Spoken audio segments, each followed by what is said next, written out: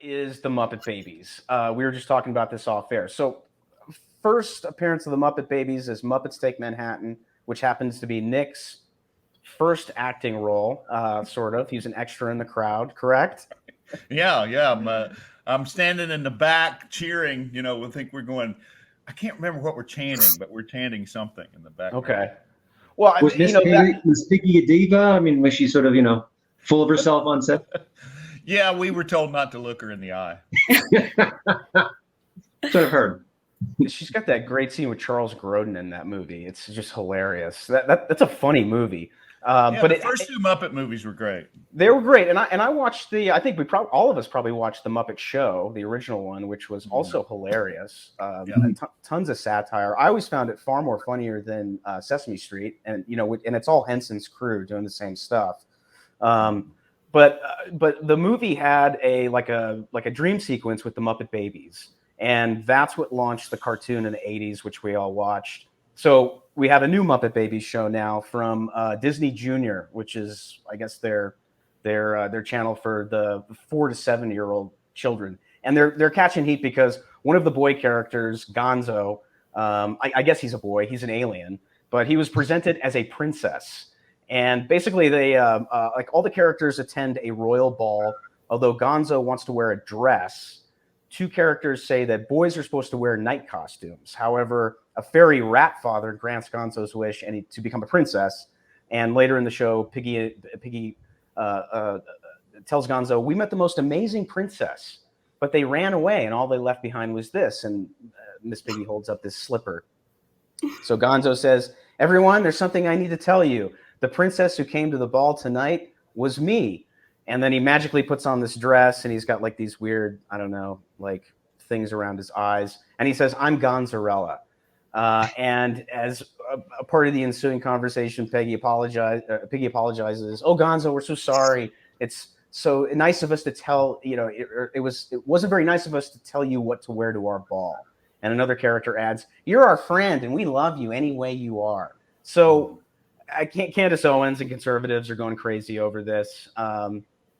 It's kind of like, what do you expect when you allow cultural Marxists to reboot the Muppets? I mean, can we expect anything less? But Candace Owens is saying, like, this is sick and perverted, and everyone should be disturbed by the predatory cartoons meant to usher in children into gender dysphoria.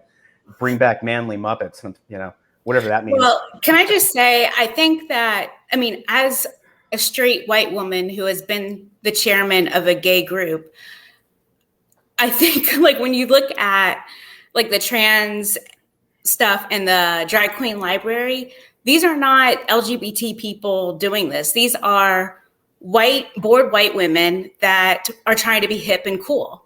Right. Yeah. I just, one thing is notable. I wrote a story about this for Real Clear Investigations about children's programming really aimed at young kids, not like teens and preteens. And I tried to get the people who are creating this art to talk to me, defend your work, explain it. Why do you do what you do? What are the methods? You reach out to maybe psychologists to make sure that the content is appropriate, and no one would talk to me. So it's going on right now. And the people who are doing it aren't really keen to explore why they're doing it, defend why they're doing it, which I think is interesting. They obviously feel like they don't feel comfortable talking about it. They just want to do it. There's probably some government program like that earmarks for doing this random stuff, and the libraries and everyone else is trying to do it, or they feel like they're checking a box so that they can continue to put Scarlett Johansson and what people want to see her in. Well, I think also the way Hollywood runs anymore is that they're not really making movies for the audience. They're making movies to impress each other. They're sort of like going, the person next to me is going, "That's so woke and that's so cool," and that's the person that might give you your next job. So that's really what they're worried about. I'm not so sure they're even worried about what it does to the audience. It's just that's how you get work in Hollywood. Mm-hmm. Yeah, that's the new casting couch. Yeah, is how woke you are, and if you can go out there and be kind of this propaganda parrot, and Nick would know because he's had to play Democrats so often. That's right. I played a lot of Democrats. Oh, speaking of which, in case you, have any of your crazy Democrat tendencies, because I told my sister I was going to be on with you. Yeah. I got a frying pan. Uh-oh. And you know what that's going to do. Yep. That Cicely Tyson about killed me with that frying pan. I mean, really, in real life. Nick brings up a good point about these shows is, if you were making this show, you wanted the widest audience possible. This is not the route you go down. You tell something different, or maybe just tell a generic empathy message, like we should treat people well and we shouldn't judge other people, that kind of a thing. Right. And there's a million different ways you can do that, but they really have a specific agenda they want to share. And they don't really care that much if the ratings dip or not, because the ratings dip on the Oscar ceremony, the ratings are dipping on sports across the board. They just don't care. And I guess they have been hurt in the wallet or pocketbook enough to care at this point. They're still making a lot of money. Well, I think too, Christian, that it's all been cross-collateralized so much that in Hollywood you got streaming services, subscription services, all this stuff, and so if nobody watches your show, it doesn't really affect you, like it used to. The risk, the risk, it's like and that's why I keep saying they're not worried about how many people watch their show. They're worried about their next job, and the way they get their next job is they impress the leftist next to them. Yeah, the whole get woke, go broke thing isn't true. They don't care. They don't care about a rate of return. And frankly, they're making more money marketing things globally so they can take the pain when we cancel subscriptions or we don't tune in. Right. That's how I think they're surviving, is by going global, and they can just say, well, we can write off half the country and just impress ourselves and then make Man versus Monster, which makes $1 billion globally. And then that'll finance things like Netflix's new cartoon about a man getting pregnant, which is kind of what Arnold Schwarzenegger did like 25 years ago, with Danny DeVito and Jr., which is not necessarily a very funny movie, but that was trying to be a comedy. I bet this one's not trying to be a comedy. That was a weird time for like Arnold and Sly. I mean, Sly's making Stopper My Mom Will Shoot. Arnold's making Jr. Everybody's trying to break out of the 80s action star thing, and it just. And now they're going back to it. Yeah, it just didn't at work. Like 65. Right. I mean, that's kind of what launched the Expendables. But this is the thing about Gonzo. Gonzo's origin is well established. He's a species classified as unknown because he's from an alien planet called Crouton. And his occupation when he comes to Earth is a stunt performer and a plumber. These are masculine things. Gonzo also had a very amorous attraction to chickens, and he travels around with a harem. He's always telling them, nice, hey gal, nice legs, So, Gonzo up until this point has been already established as not only straight, but a predator. Yeah. Maybe. Well, I always thought, once I kind of became 12, 13, I started looking at Gonzo as like a pimp. I was just like, this guy travels around with a harem of chicks. And that's usually a trip. I don't know if they're working girls or not, but that typically means that, you're some kind of a pimp. So, he's like Cuomo. Right. Well, if they wanted to be woke, it kind of would have made more sense just to make it like an illegal alien type of situation. Yeah, that would be good. That's coming up next, so be careful. Well, I think Sesame Street's already done, the gender neutral character, and they've done the gay character. There's been a lot of subversion that's already gone on within Henson already with Sesame Street, and that's probably because it's all tied into PBS. But this is really the first sort of howitzer aimed at the Muppets, which is obviously something that's pretty. I don't know. It's one of those things within pop culture that links Gen Xers together. Certainly, the Muppets are a big part of our culture. But this is go ahead. If you're a parent, you're not going to let your kids watch the Texas Chainsaw Massacre. It's not appropriate. We all know that. But if you are a parent, you think, okay, I'll put on Blue's Clues. I'll put on Disney Junior. I can walk away. I can go do the dishes. And I don't have to think about it. I don't have to fret it. I don't have to worry about it. I can just let my child watch this innocuous programming and go about and do my thing and get some work done around the house. But it's not really available anymore because all these different channels and all these different programs are really trying to send messages which most kids, even if you agree with the messaging and possible in play, they're not ready for that. How is a 3-year-old going to process non-binary? Tell me, I don't know. My kids are 10 and 12. They can barely do it now. I don't know if I can do it. Yeah, it's a fine line, you kind of want. I like the idea of like we shouldn't bully people, that people are different and you shouldn't treat them differently, but it's a fine line between that and sort of sexualizing children, sort of bringing up sex to them at a time when that's not what they're thinking about, or not even something that's you're putting it in their heads before they're ready to have it in their heads. Which is why that whole Netflix cuties debacle was so fascinating because, I'm a critic and I read other critics and I read other people writing about Hollywood, and uniformly they were all very supportive of that particular Netflix movie, which showed 10-year-olds gyrating and dancing like they were in some sort of strip off. They weren't naked, but it was very provocative and certainly wildly unnecessary. You can convey those themes with like a quick montage. There's very artistic ways to kind of capture that while still telling the story you want to tell. But, you can look at every critic around. They're like, oh, no, those conservative and Christians, how dare they object to this? Well, I'm pretty sure we had the right on that particular argument. And I bet you can get some liberal folks to say, that's gross. Why did we want to see that? Why did you show us that? But that's where we are in the culture. Well, you remember the whole JonBenet thing, and, her death sort of focused attention on the whole little girl teenage pageant things where they dress them up to look like women. I mean, basically with the makeup and the lashes and everything. And back then, I remember the culture kind of turning its attention to that and saying, that's not right. You're sexualizing these little girls and trying to make them look like women when they're not. And it was kind of like the plurality of the culture. And what is that, the 90s, the mid 90s when all that went down? The plurality of the culture didn't like that stuff. And now cuties basically went unnoticed, and you had little girls twerking. I mean, literally twerking. That was outrageous. But all they did was just kill the marketing campaign, but they didn't take it down. It's still up on Netflix. You can watch it. So, but Christian, you're right. You can't just let your kids sit in front of the TV anymore, like Gen Xers did. It's just impossible. And they've gotten to Blue's Clues as well. That's another one that either has some kind of gay character or trans character or something. But Nickelodeon's always been just a rat's nest. So they're Canadians, what can you expect?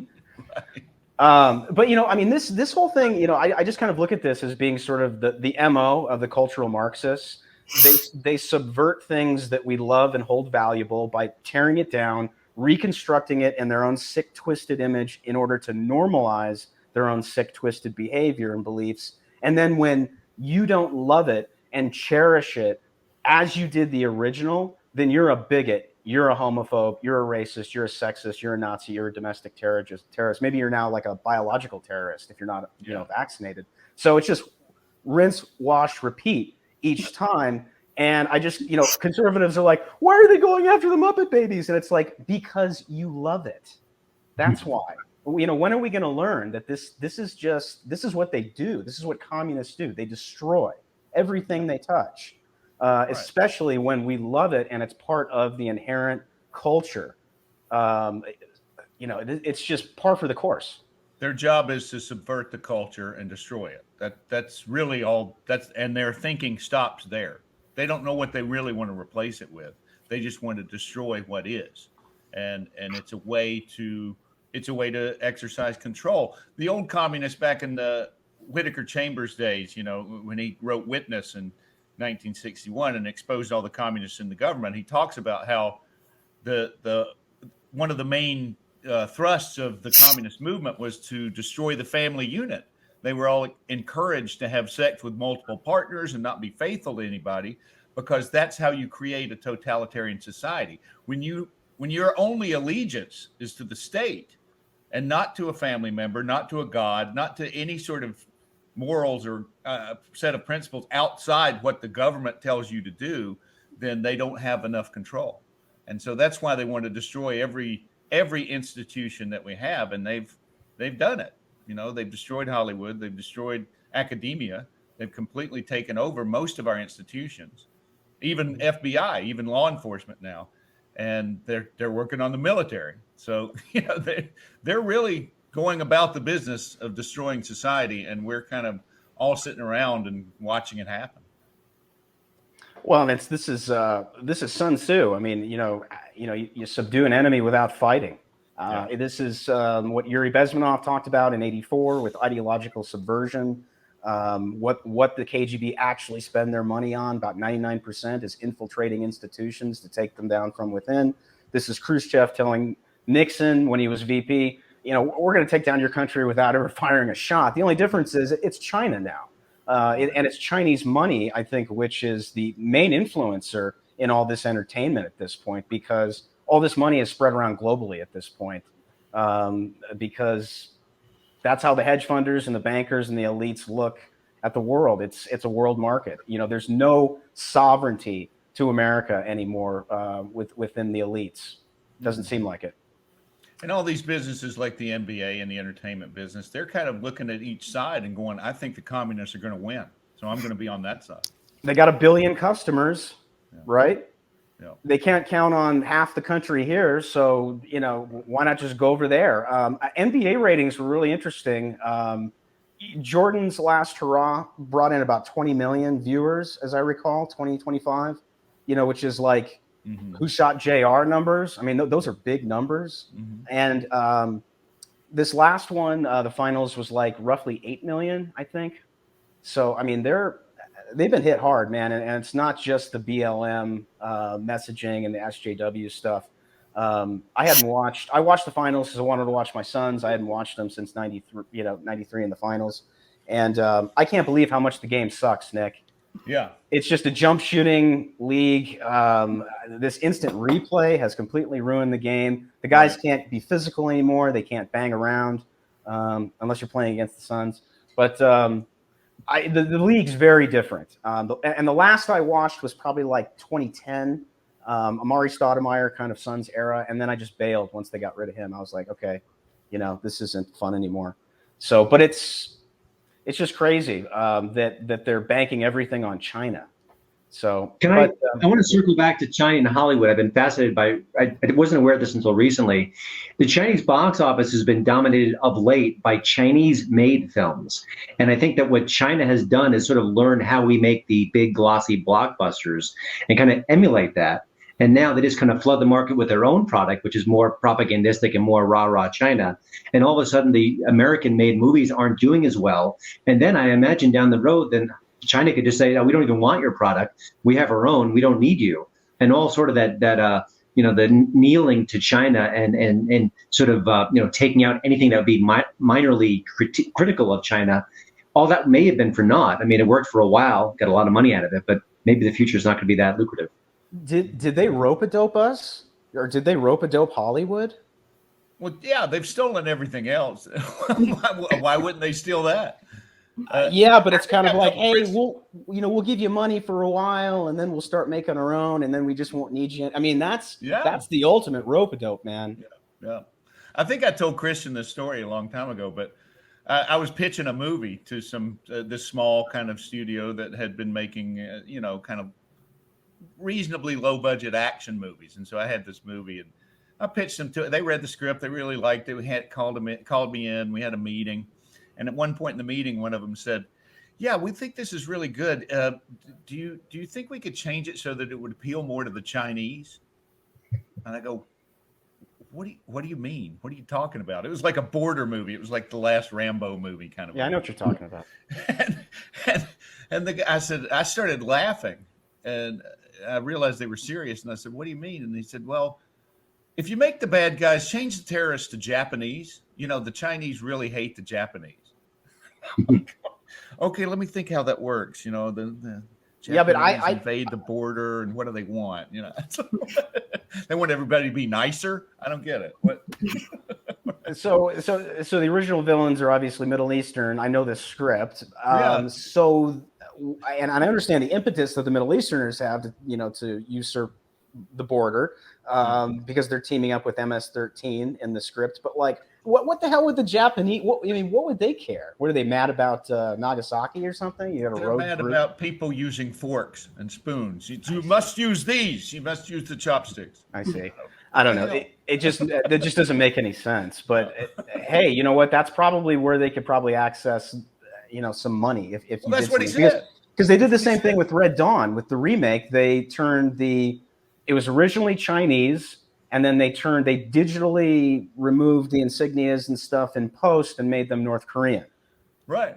I was at the table read for that movie, for Red Dawn, the new Red Dawn, and it was like I couldn't believe what the final product was. It was by the way, unbearable. Couldn't watch it.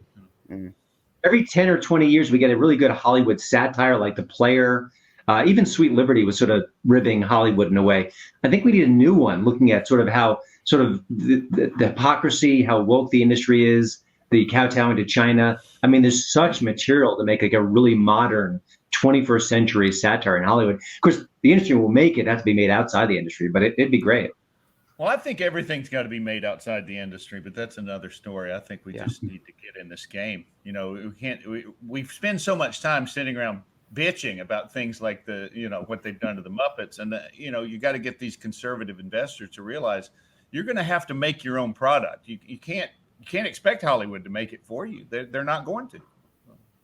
Well, and Christian, you tweeted maybe about a month ago, when are conservatives going to start fighting back against all of this woke stuff, all this woke entertainment, whether it's music, comics, animation, no matter the medium. And I think the only way we fight back is when we start creating our own, because that enable us to have something to fight back with.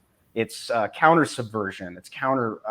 You cannot be a robust counterculture unless you're creating culture. And Nick's right. We're often cultural observers, and we piss and moan about this stuff, and we cancel our subscriptions. But that's not enough. You've got to have something to back up your culture. And that comes in the form of pop culture a lot of the time. And the left use pop culture absolutely brilliantly. However, I think they're getting desperate. And I think this Muppets thing, it smacks a lot of desperation. I think that, when your messaging is more subversive and under the radar, I find it to be more powerful. They're completely overt now. What's interesting is that's how conservatives have always behaved. And it wasn't well received and wasn't reaching anyone new. And it's funny that now the left is doing that with this sort of thing. Obviously, there's still lots that it isn't the main focus. And I think that particularly for the children's entertainment, they are really not being sly at all. Yeah, no, it's in your face. Mm-hmm. I read updates on Newsbusters, and they often will catalog, the newest Law and Order or NCIS or something. All these shows, they basically screech to a halt to give a lecture on open borders or BLM or police brutality. I mean, it's really shocking to read it. Even if I agreed with it, it's just bad screenwriting. You don't, you weave a story in. I just saw the preview for the new movie Free Guy. And to me, there's an element of sort of the underclass rising up. But I felt like it was done in a way where it was really organic to the story, and it kind of worked within the framework. I'm like, I'm okay with that. I don't have to agree with all the messaging. Just make it sort of part of the flow. Don't just stop and wag your finger at me. Right. Well, it also is a lot of times when conservatives make movies these days, it gets categorized, or it sets out to be a faith-based movie. And the minute it's called that, it's basically sending a signal like no one but Christians should watch this, and in a sense, when you try to watch a lot of them, they're right, because the messaging is so obvious and so, not subtle at all, that it gets in the way of the storytelling. And now the left is sort of, like Lisa said, they're doing the same thing that the right has been doing, and now they're both obvious, and that's why you turn on the Netflix and there's really almost nothing to watch. that's any good at all. I'm still working my way through the original Dallas. Oh yeah, well the old stuff, yeah. I stay on TCM most of the time. They just took that off of my cable package. I'm really pissed. No. That's not good. That's not good. I think you can get TCM through Pluto because I think that's Viacom. Oh, okay. Yeah, I checked that out. But I love Dallas and all those shows from that era. And, going into probably like the mid '90s. There's it's really tight writing. It's really the economy of those writers back then to cram as much great stuff into 42 minutes or whatever it is. Even short shows like Cheers, where you've got like 22 minutes basically with all your ads lumped in. It's amazing the quality of the writing and the economy. And the writing today is it's like Milius said in an interview. He said Hollywood's just full of broken writers who are just basically subservient to the money people and the people who pull test essentially these movies and kind of craft them in a way that they think is going to work by some weird metric or formula that has nothing to do with creativity or telling a good story or telling or portraying characters that people like. That's another thing that I keep running into with protagonists these days, especially women characters. I don't like any of these people, and I don't want to spend an hour and a half or 2 hours with them, frankly. Speaking of which, a character that I absolutely loathe, Black Widow, played by ScarJo, who's, I think, a pretty mediocre actress. I just don't think the girl has much range, frankly. But this is an interesting one because this has like potential, to make big waves within the industry. So Scarlett Johansson is suing Disney because of the release strategy for Black Widow. She's saying that Marvel is in breach of contract because basically they promised her that they would release this in the theaters only. And that's how she could get her points, her percentages through the box office. Because apparently I think she worked for a little bit less in order to get a little bit more on the back end. I didn't even know they were really doing points these days. Nick, it's almost like you got to be a big actor to get points these days. Right. But basically what they did was they released it on Disney Plus and you could rent it for like $30. It was like a 48-hour rental for $29.99. I looked at that and I was just like, no way in hell am I going to pay that kind of a premium. Maybe $5.99 or $6.99, but $30, and then on top of paying the monthly subscription for Disney Plus, which is $14.99. It's I think it's the most expensive out of all the streaming services. But Scarlett says that this this cost her about $50 million. And obviously everybody at Marvel and Disney is saying, oh, we didn't do anything wrong. We did this because of COVID. And it's, and they're basically blaming her for being heartless, for not taking into account the whole COVID scamdemic. Right. I mean, what do you guys think of this? Because Emma Stone's thinking about doing the same thing with Disney over Cruella, because they did the same thing. They said, yeah, we're just going to do a theatrical release, which will entitle you for points. She's saying it cost her the same, $50 million, same as ScarJo. Do you think this is gonna go anywhere? And do you think that either of these two ladies have a shot at recouping that kind of money? I'm actually curious what Nick has to say about this because he has the, this is your land. I have some thoughts, but I want to defer to Nick and see what his. It's like I have trouble having too much sympathy for them. I think that's a bad spot that they're in, and they're probably right that because they didn't release it theatrically, their deals were bad, and they didn't get the money that they thought they were going to get. But you're talking about movies nowadays that are, you have one star and they give them millions of dollars. And then what they do most of the time is everybody else in the movie gets scale. They won't pay anybody's quotes. People that have been working, I'm talking about a friend of mine, of course, but people have been working in the business for 30 years, working those quotes up, getting them up to a decent amount per week. That's gone. There are no more quotes in Hollywood anymore. People just go, we like you. We'd love for you to do this part. It's a great part. Millions of people are going to see it, but this is all we've got. And if we can't, if you don't want it, we'll just go to the next old bastard that looks like you. So when did that start, Nick? When did that start? I would say it started around 2010, 2009 or 10 is when it started to be the case, which like I would talk to my agent and I go, well, tell them my quote is this. And they would just go, well, people aren't really taking quotes anymore. And I'm like, well, that's too bad. I spent 20 years getting that quote up to what it was, and now it doesn't mean anything. Well, and what's the point of the union? That's the thing about that. It's Tom Hanks movies. It's all these people that get millions of dollars. If Scarlett Johansson said, okay, I want everybody else in the movie to get their quote, don't pay everybody else scale, it would make a huge difference. But they don't do that. So I don't have much compassion for them personally. I have to say, I feel like there's no real winners here on the PR front.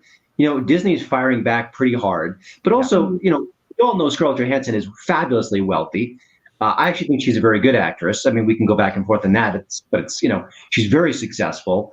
And just watching her trying to squeeze every last million out of it when she's fabulously wealthy, when people across the country are thinking, am I going to get locked down again? Is my business going to finally die? I mean, it seems really tone deaf. And I love the fact that all these Hollywood elite who talk about sort of the working wage and rise up and all these progressive causes, they don't seem to give a darn that the gaffer on the crew is making a pittance. I mean, if she said, I'm going to win the suit and I'm going to spread the money around, I think that'd be kind of interesting. At least it would seem like it'd be more, in line with her values, but maybe she doesn't really have any values of consequence. Well, and also a lot of those types of people weren't, working for 6 months, to a year because they effectively didn't have, normal sets, right? Yeah. Well, yeah. And one more point about it. I mean, these are the people, the Hollywood stars that are out there going, lock down. We're all in this together. Shut down everything. You can't run your business. You can't go to the movies. And it's like, okay, you told everybody you couldn't go to the movies. You were on board with all that. And now you're bitching because they couldn't release your movie in the movie theater. Well, I also like the amount. It's like, so is the assumption that this would have been like some huge, Titanic blockbuster? Right. Yeah. Yeah. Well, potentially in 2019 and before, this could have made a lot of money. Oh yeah. I mean, she's not wrong about that. Yeah, I think probably like the comic book one, but I don't know about like Cruella. I mean, I guess they were going for like a Joker angle, right? But I mean, surely there are stinkers, and sometimes you made a bad deal on a stinker, and you still don't get what you could have got in your head. Yeah, absolutely. Nick, what is the point of the union if you guys are just supposed to work for scale all the time? Right. I don't know. I mean, I haven't known what the point of the union is for a long time. I mean, they do have good insurance benefits, and they do guarantee that for the 3 to 5% of actors who actually make their living acting. That I guess that's good. But, the union doesn't stick up for anybody above scale, really. It's like they're just the bottom line, lowest common denominator kind of union. And after you get to a certain point, there's no support for people that have established like a certain level of visibility. Yeah. Yeah. I was just, Christian, you said Disney's going back at her pretty hard, and it's true. They said this lawsuit is especially sad and distressing in its callous disregard for the horrific and prolonged global effects of the COVID-19 pandemic. I love that's that. tougher than Disney was on China, to be fair. Right. Yeah, man. I mean, look. She should sue China. Yeah. Right. I don't know. I mean, part of the source. I mean, it's so Emma Stone is just kind of rumored to be potentially suing. ScarJo is definitely suing, and then there's rumor that Marky Mark is really pissed off about his movie Infinite. That Paramount basically did the same thing. They said we're going to do a theatrical release, which will guarantee you X, and they ended up going back on their word. He didn't even learn about it until he read about it in Deadline, apparently, and none of his people were given a heads up. The studio just said, "Hey, we're going to do the same thing that they did on Black Widow and Cruella. We're going to do theaters and streaming, ask for a premium on the streaming, and that's it." Yeah. So contracts mean nothing, apparently, in Hollywood at this point. And I hope all these people do sue, because it'd be interesting to see what comes out of that. Yeah, lefty on lefty action is really hot. I love it. Well, and it's just kind of indicative of the entire industry kind of coming apart at the seams, not only over COVID, but also over just kind of COVID accelerated the everybody basically leaving the theater. Everybody was kind of starting to thin out of the theaters anyway. And COVID just accelerated that. So, and it's sad because it's like, I want to see Dune on the big screen. I want to see Top Gun Maverick on the big screen. I want to see certain movies on the big screen. It's not the same. It's nice and convenient at having it at the house, right? Because you can hit pause and you can go get your more popcorn, you can go to the bathroom. There's a lot of conveniences, but these movies like Lawrence of Arabia and others are meant to be seen on a big screen for the effect. So it's sad to me that this is kind of pushing it even further out of the theater. What's the last movie everyone's seen in a theater? Well, I go a lot, so it was a couple days ago. I think it was Once Upon a Time in Hollywood. I think same. Yeah. Same with me. Yeah. By the way, that movie has really had sort of cultural legs. I mean, we're still talking about it. I know Tarantino put out a novelization of it, but yeah, I'm reading it right now. Yeah, it just seems like a movie that really, I mean, it's original, it's brash, it's interesting, it's certainly flawed, but I just wish there were more movies like it that sort of had that impact, or if not gravitas. I don't know. It's one that really stuck with me. Well, Tarantino is one of the few guys that can actually get a movie made that is actually his vision. A lot of all the other things are just these corporate, like Black Widow. Everybody. There's too many cooks. Tarantino and like Spike Lee, who is hit or miss, but I like some of Spike Lee's movies. Those are some of the few guys that can actually, they're auteurs. They can actually get their work done. And I think that's all going to go away. Personally, I think that the movie theaters are going to be like opera houses in 20 years. It's going to be a novelty thing. We're going to show Star Wars on the big screen or something. It's just, people are building theaters in their homes so that they don't have to go anywhere. And so you also have a whole generation of kids that are coming up now after 2 years of not going to the movie. That's not going to be a big part of their lives. It won't have been a formative experience for them like it was for us. So they're just not going to be used to going to the movies, and it's not going to be important to them when they can. I agree. And I also think, with the Oscar bait movies, which should be coming soon, I think you're going to see terrible box office results. I think older folks who want more sophisticated storytelling, I think they just want to stay home and watch it. There's no reason to watch a really fine film in a theater. When the Black Widows, you get the razzle dazzle, the Lawrence of Arabia, it's the scope and the epic, but they don't make movies like that anymore.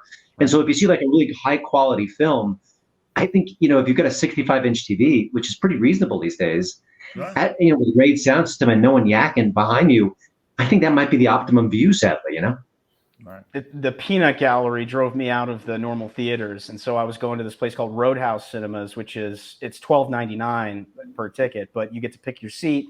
It's in a big Barca lounger. They bring you your food and your popcorn. You can eat. You can order off a menu. I mean, it's very high end, but you get a high end clientele that's not, playing with their phones or the fucking peanut gallery shit you get in regular theaters just drives me nuts, man. I mean, the last couple times I've been to a regular theater, it's been like this close into getting into a fight. And it was just because, and I got up and walked out twice and I got my money back. Cause I was just like, if somebody behind me is going to be fucking yakking the whole time, it just ruins the whole experience. So, I need to find, a higher end clientele to hang out with. And I did, but at $12.99 a pop, I go to less movies. Whereas growing up, $4.99, for a matinee, man. And when it's triple digit out and you're a kid in the summertime with nothing to do, your parents drop you off at the mall. They give you 10 or $20, and that's a movie. That's the arcade. That's pizza. That's that might even go and buy yourself a model to go home and build, or go to the comic book store and walk out with a stack of books. So, it was cheap entertainment back then, and you could go and see like a double feature. Or you do what we did, was you go and pay for one and you sneak into another and you spend half the day there inside the air conditioning in total escapism. So it's like, it's a different thing for us growing up than it is for the kids today, probably just based on time and money. Yeah. My kids are 10 and 12 and they love YouTube most of all. This is embarrassing. One time my wife and I were just so desperate to our kids to watch a movie. We threw a couple of dollars their way. We wanted to have like a family movie night and the kids were being ornery. I'm not proud of that at all, but the kids don't. I mean, once they got involved with it, I think one night we watched What About Bob, which we really enjoyed. But today's kids, they've got these shorts, they've got all this sort of quick action. They've got the tablet right in their hand. They're not. I mean, my boys are not growing up as theater lovers. They want the entertainment in a very different way. Mm-hmm. Interesting. Yep.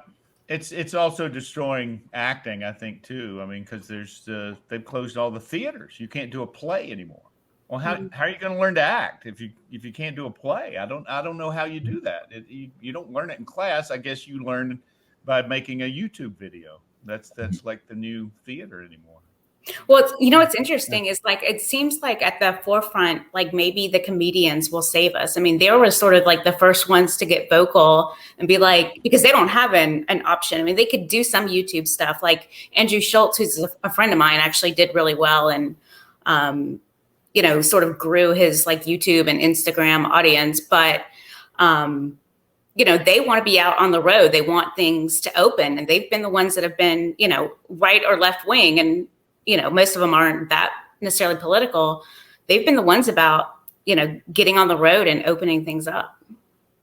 My buddy Rodney Carrington, who's a very successful stand-up comic, and he mostly appeals to the middle of the country. And I've been going out with him and opening for him. I've been doing 10 or 15 minutes of stand-up with just opening for Rodney. Like he let me try it, and I've been having fun. But as the things have got, he started out in little comedy clubs back in November because that's all that was open. But now he's finally getting back to doing what he used to do. And we were in Kentucky last week, played to 1,000 people, and he just told me yesterday he was in Spokane, Washington, played to 2,500. So it's kind of coming back, that world, but it's going to be the rebels and the people that just go, we're not going to lock down. We don't believe in this nonsense. We're going to go see Rodney. I mean, that's one of the jokes I tell at the Rodney show. It's like, hey, you guys, you just said, I don't care if it kills me. I'm going to go see Rodney Carrington. Yeah. I follow a bunch of comedians who are sort of, if not right of center, they really are freedom centric, and they are the exceptions. And they said that the ones who are the most critical of them, the ones who kind of rat them out at times, are fellow comedians. So it's a really interesting kind of cultural war going on within comedy. Yeah. Mm-hmm. Well, and also I think someone had said, it might've been Andrew or like Tim Dillon, that the whole thing has also sort of exposed the people that were, acting like they were super successful comedians, but really they were not on the road. And that's why they're not in any hurry to talk about opening up, because they were never successful in that avenue to begin with. Yeah, it's like people with shitty lives going, hey, everybody else's life is just as shitty as mine was. Let's keep it that way. Yeah, it's like you're married and friends with kids telling you how great it is to be married and have kids. I listened to Tim a couple days ago. It's not that great, I'll tell you. Second that. I was listening to Tim Dillon. Tim Dillon reminded me of Howard Stern back in the 90s. Like, it just was this free form, edgy, raw, funny, dark, smart. And there were times I could tell he was kind of pushing me out of my comfort zone, but I was like, that's okay. That's what Howard used to do. He's a comedian. I'm not going to get a TED talk out of this guy. And it was so refreshing. It really was.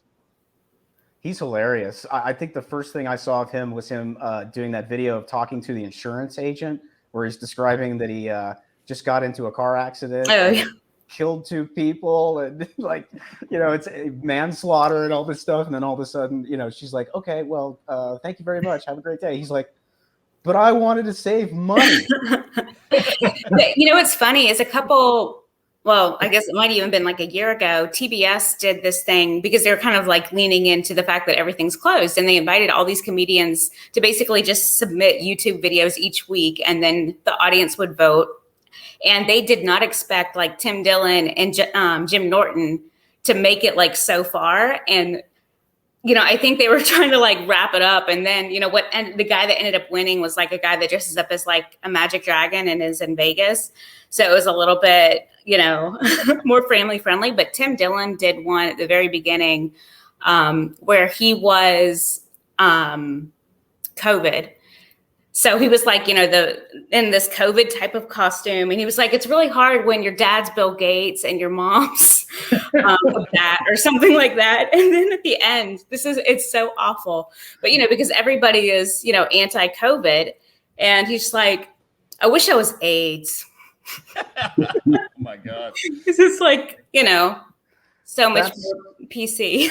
I never thought about it, Christian, but it's a great comparison. The late 80s, early 90s Stern, when he had the E! Show and Private Parts, was about to come out, and he kind of had that 15 minutes. I mean, he was absolutely, the most dangerous man, probably next to Rush Limbaugh on radio. Rush ruled AM, Howard Stern ruled FM. And even with all those constraints, all those corporate constraints and the censors, they creatively were able to have a lot of fun. And you've got that classic lineup of like Jackie Martling, Billy West, Fred, and Howard and Robin. That's kind of, I think, the golden era of Stern. And he was hilarious. And Tim's humor is very similar. Ryan Long also is absolutely hilarious and does fantastic YouTube stuff. Chrissy Mayer is, who's a Political Punk's guest, is boycotting New York City and any place where there are vaccine mandates. So she's stepping into kind of that same realm that Eric Clapton and Van Morrison are in. Because when we talk about comedians and playing out, I automatically think about live music. And there's been very little of it. Most of the bands are all playing in red states. ZZ Top and Winger and all these bands that are touring kind of from our era are all basically just gigging around red states on a weekly basis. And I told her the other day, I said, it's going to be the same with comedians. Comedy is going to be basically a red state thing, especially if we go back into some kind of lockdown, which Jack Posobiec is predicting second week of August, Biden's going to be talking about some kind of a limited lockdown again. And you're just going to have it among blue states because these red states have already passed laws, which is going to curb all that. And then you just got governors who are going to say, fuck it, I'm not going to go along with that. My constituents don't want that. So, we're, what are we? We're basically going into some kind of a separation, like Jesse Kelly says, our national divorce. And the red states are going to be the place where you're going to have all the fun, basically.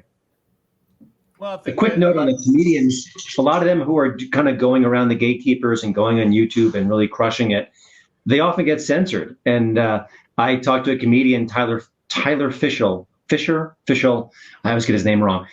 He does a great Fauci, and it's not vicious, it's not mean spirited. It's kind of prickly a little bit at best. And I think it might have been TikTok took one of his videos down or something. Like, why? You can't poke a little fun at the guy who's basically dictating whether we can go outside or not. I mean, it's just amazing. Well, you can't make fun of Kim Jong-un either. That's where we're headed. It's like you can't make fun of our leaders. They're trying to save our lives, and you're making jokes. Well, and Tony Hedra from the National Lampoon said, it's the job of a satirist to make people in power uncomfortable. And not just uncomfortable, really, really uncomfortable. I mean, that is the point. And you said, where's the player? Where's Sweet Liberty? Where's somebody in Hollywood who's going to parody Hollywood?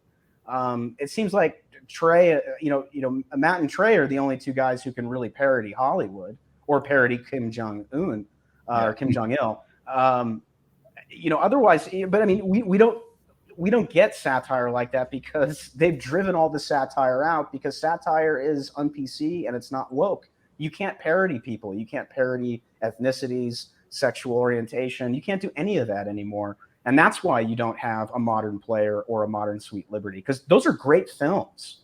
You reminded me of those two. I've always loved The Player, but now I've got to go back. That's the only movie I can watch with Alan Alda is Sweet Liberty. It's the only one. I can't stand that dude. And just like out on the Blu-ray. I'm gonna have to check that out. Okay, so we've got roughly 10-15 minutes left. I'll take you up till your hard break, Christian, because I wanted to talk about, you did a review of this movie called The Exchange. It's a comedy. It's set in the 80s. And I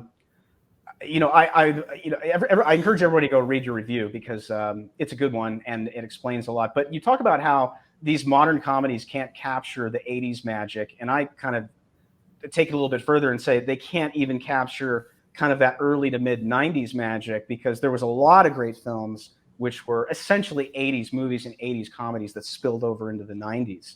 And I was trying to think of like one of the worst reviewed comedies of the 80s or 90s.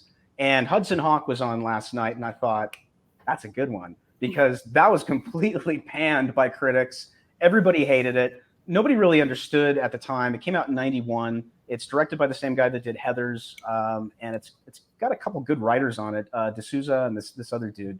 But everybody talked about basically its over-bloated budget and Bruce Willis fighting with the director. It was kind of like Bruce Willis's Waterworld in a way. And all of this crap that surrounded the film sort of obscured the fact that you had a great cast, a funny story, and basically an action comedy that was spoofing and parodying the action comedies of that era.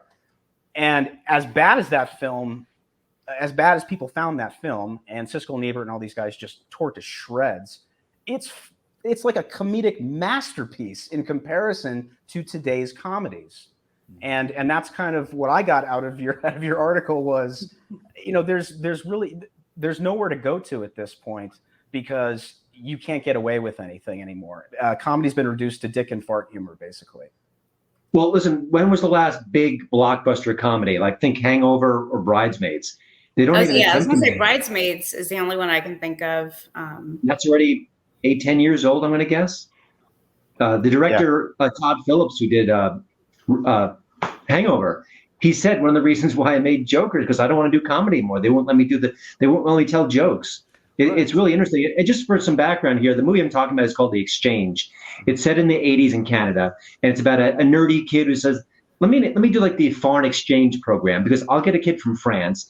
He'll like new wave art films like I do. He'll be more intelligent, more sophisticated, and he'll be my buddy. Well, everyone else at school hates me. Well, the kid they get is like sort of a Lothario. He's like handsome and charismatic, and there's lots of friction there.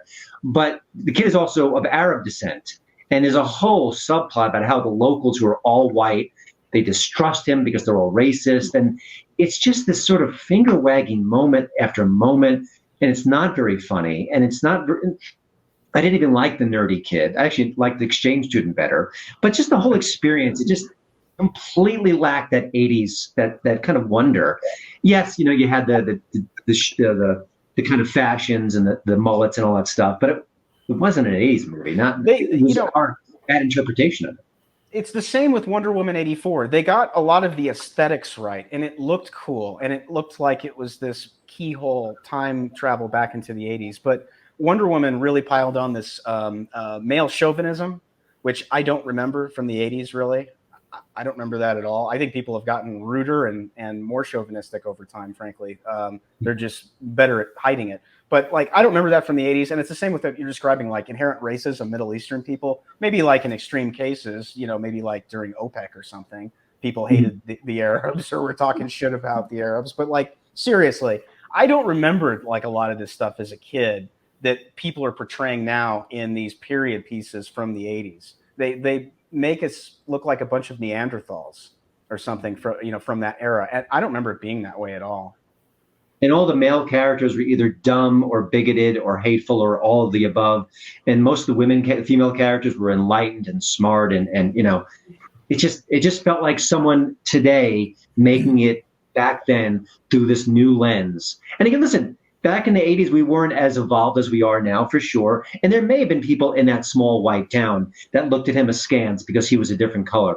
But it just, when you hit it over the head again and again, gosh, would you entertain us first and then send your message? Please, I'm bored. Yeah, that's the female characters also, I find, although they might be enlightened and they're Mary Sue's and they can do anything, they're really unlikable. I keep finding that with a lot of female protagonists or women-based characters. They're jerks. Women are inherently unlikable anyway. But no. Agree. I'm going to make that into a clip. I say that having been married to one for 35 years. Yeah, but I mean, Nick, we liked Ripley. I mean, it's like Hitchcock said, American audiences like characters that are good at their job. And I kind of believe that. Ripley was good at her job. She was competent, and she showed a lot of compassion, especially in the second Aliens. But it's like we grew up on female heroes and protagonists like Princess Leia and Wonder Woman and Ripley and others that were at least likable. You walked out of the theater and you're like, oh, she's a cool chick. I'd like to hang out with her. these Well, characters but today, they're not also, likable. you don't think that character, oh, that was a really great character for a woman, just like for everything. Margaret Thatcher was a really good leader as a woman. It's like, no, you just think of them as a good leader or a good character or a good, Right. like you said, good at their job. But now they just want to stuff like, and she's a woman, Right. Down your face. Right. Well, instead of, that's the thing. It's all been about dividing us. And so this, not to get too far in the weeds, but the whole Martin Luther King dream of like everybody be treated by the content of their character. That's just that won't work today. Not with what they want to do. It's like you have to notice what race somebody is first before you decide, whether or not you like them. Yeah. It's funny. Yeah. I watched Jungle Cruise with my son who's 12, and I was kind of get what he gets from these movies and talk to him, and he didn't like the Emily Blunt character. And the Emily Blunt character, she's beautiful, she's a good actress. She was just a lot of feminist kind of built into her DNA. She was like commanding, and she's barking at the rock, half, like do it this way. Like, I don't like her, and that's not what you want in like the co-lead of the movie. That your 12-year-old kid's like, yeah, she's distasteful, because she was kind of that way. And I don't think they. If you ask the studio executives, did you want her to be unpleasant?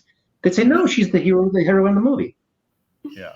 That's kind of the way people complained about Brie Larson and Captain Marvel for kind of the same reasons. A lot of these characters that, the female protagonists are kind of bitchy towards the men in particular. And I think that turns the male audiences off. There was colorful banter between Han Solo and Princess Leia and even Luke Skywalker. Even Carrie even argued with the Wookiee, I think, on a couple of occasions. But it was always kind of playful, and there was a rapport amongst that group. And at the end of the day, they all liked each other, and they had respect towards each other. And I think that came across on screen. You don't get that today. It's kind of like you were saying, she's barking at the rock, and it's like, would any woman honestly bark at the rock? Yeah. I don't think it's like so. the difference between tension and contempt. There's a little, it's okay if there's tension between characters as long as they have sort of some respect for each other. But well, isn't one harder to write as far as like dialogue? Yeah. And it's harder to act, Well, it's like that great line Carrie Fisher says in the first Star Wars when they escape the garbage chute and they evade the stormtroopers, and they find the Falcon. And Leia looks at the Falcon and says, "You came in that thing? You're braver than I thought." It's like, that's funny, and then that's kind of the beginning of the romance between those two, is that they're initially like this, and then by the sequel, they can't keep their hands off each other.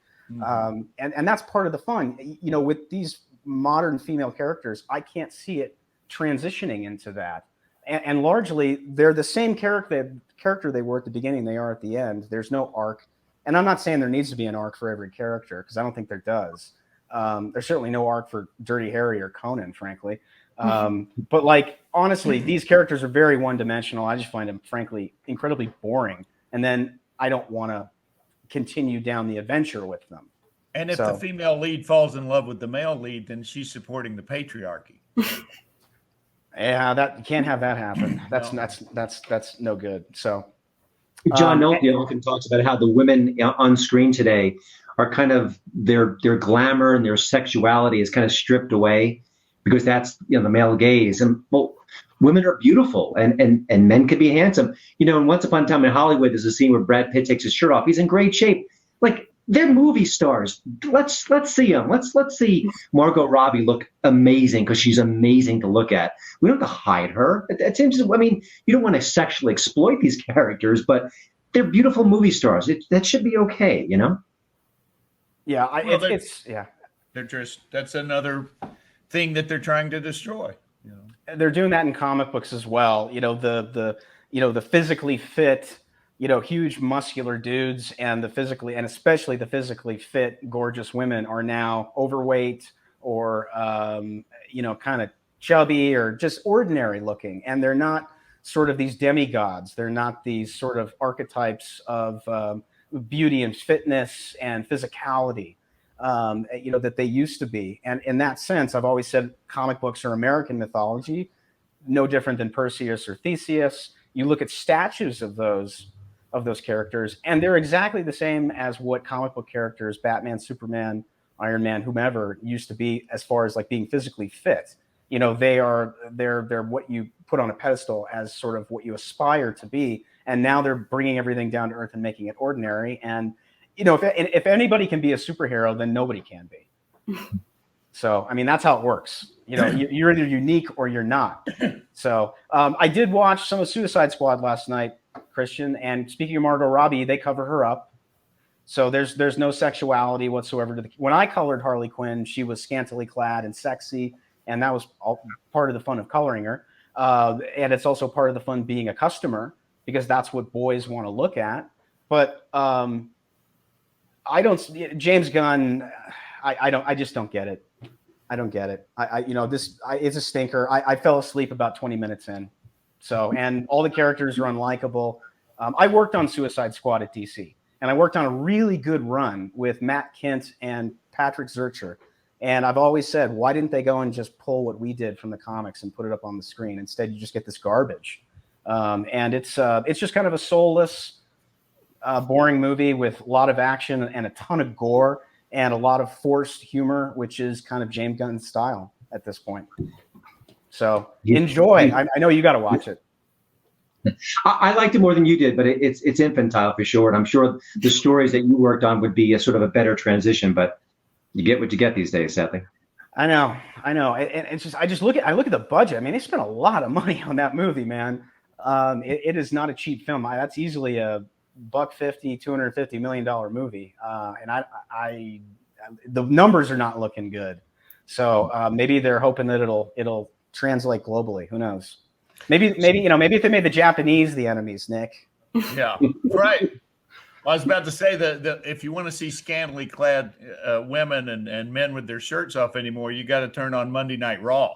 You know, you got to go to professional wrestling. They still do it that way. Yeah, turn it on. Watch a women's match. It's like watching two strippers without the pole. You know. Do you think there's any chance that the left get their claws into the WWE or into Vince McMahon or anybody in there? Yeah, well, it started a little bit. There's a few kind of woke characters in there, but about the funniest bad guy heel wrestler in the last 3 years was when Daniel Bryan became this vegan, like climate change, that he called him the planet's champion, and he was just so obnoxious. He would come to the ring with a hemp T-shirt or something. It was hilarious.